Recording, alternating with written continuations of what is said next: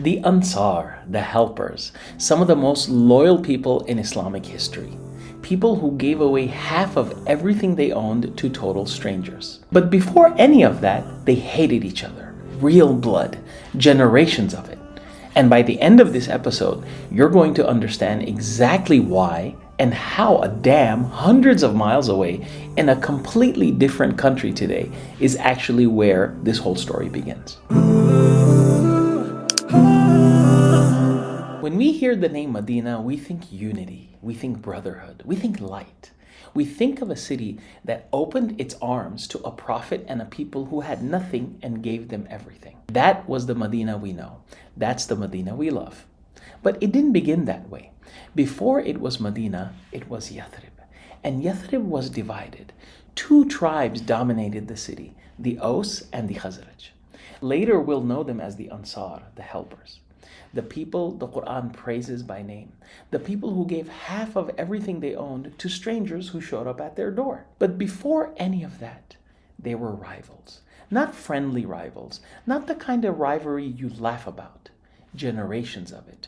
Real blood between them. And here's what's important to understand before we go any further. Their story, the story of how two cousins became enemies, doesn't actually begin in Yathrib. It begins hundreds of miles away. It begins in Yemen. For centuries, Southern Arabia was organized and stable. Not perfect, but stable. And at the center of this stability was something most people don't expect to hear about in a Seerah video. A dam. Now, when I say dam, don't picture something small. Don't picture a little stone wall holding back a stream. This was the Ma'arib Dam, one of the great engineering achievements of the ancient world. Think about what a dam like this actually does for a society. It doesn't just hold back water. It regulates floods that would otherwise wipe out everything in their path. It irrigates land that would otherwise be useless desert.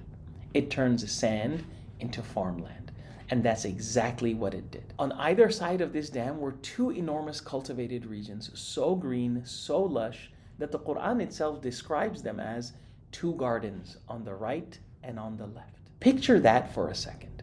In the middle of the Arabian desert, gardens, plural, not one oasis, two entire cultivated regions flanking a river of human engineering, green enough that Revelation centuries later still reaches back to this exact image as a symbol of blessing. Think about what that actually meant for the people living there. Generation after generation grew up never knowing scarcity the way rest of Arabia knew it. Trade caravans passed through, markets thrived. Children were born into a world where the land simply provided, where you didn't have to fight your neighbor for water because there was enough water for everyone. That's how significant this place was. That's the kind of stability we're talking about. But here's something worth sitting with. Infrastructure can create stability, but it can also hide how fragile that stability really is. Because stability built on a single structure, one dam, one system, one point of failure, is only as strong as that one thing. Underneath the surface, political tensions in Yemen were already rising. And then the Abyssinian kingdom from across the Red Sea invaded and took control. Local Arab rule was disrupted, power shifted, uncertainty grew, even while the gardens still bloomed. And then the thing holding it all together failed. The dam collapsed. And when the Ma'arib Dam came down, it wasn't just water that disappeared. Agriculture collapsed. Trade routes that depended on that agriculture fractured. Entire communities, people who had lived in the same place for generations, who had never known anything but abundance, were uprooted almost overnight. So they did what people do when the ground beneath them gives way. They moved.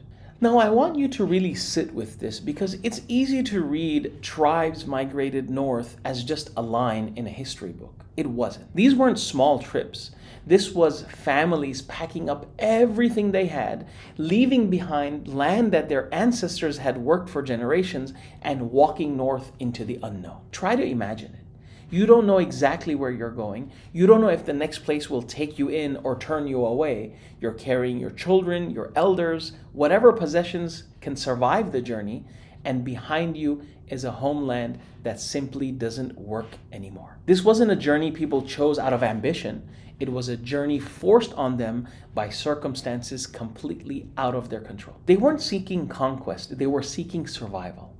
And amongst those families, walking that same uncertain road were the ancestors of the people who would one day be called the Aws and the Khazraj. Over time, and we're talking about generations here, not years, they made their way north into the Hijaz, eventually settling in an oasis city with real promise. And that was Yathrib. Water, date palms, real agricultural potential. On the surface, it looked like exactly what they needed. A fresh start after everything that they had lost. But this is where the story starts to turn. The land in Yathrib wasn't distributed equally. The Aws ended up settling in the stronger agricultural zones, particularly in the south and the east, the most fertile ground the city had to offer. The Khazraj settled in land that was productive, don't get me wrong, but it wasn't in the same league. Now think about what that does over time. Not overnight, over decades. More fertile land means more yield every single season. More yield means more wealth. More wealth means more economic leverage. And leverage, if nothing is anchoring it, quietly turns into influence. And influence, when it isn't grounded in some kind of shared moral authority that both sides actually respect, becomes competitive.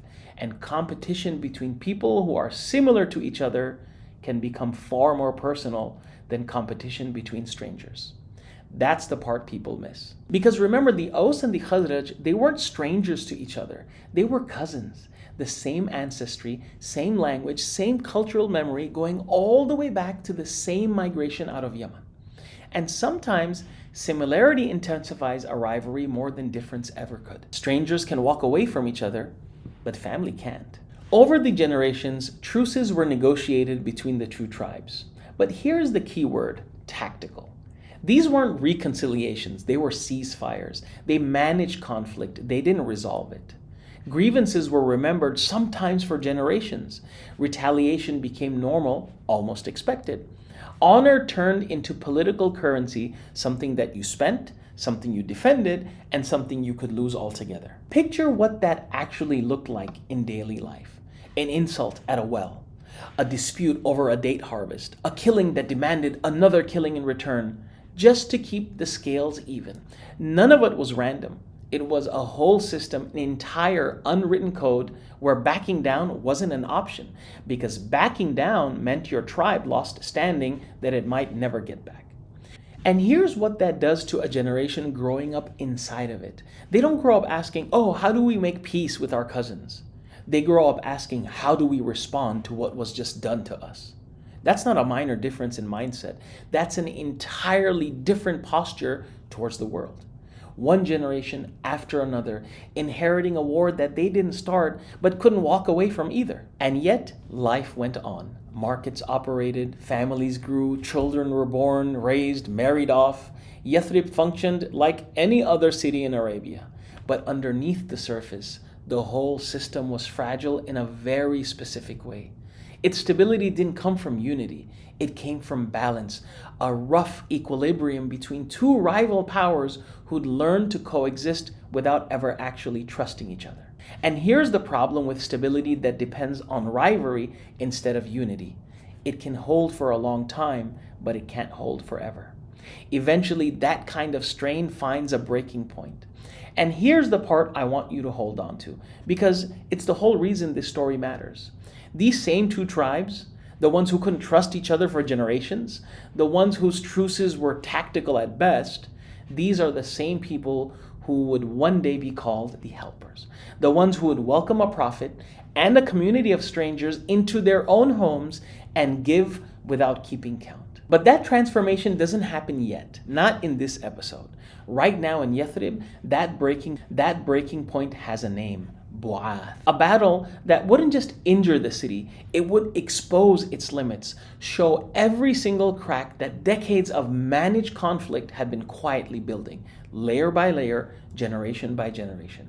And it would set the stage, though no one in Yathrib could have known it yet, for something none of them were expected. That is exactly where we're headed to in the next episode.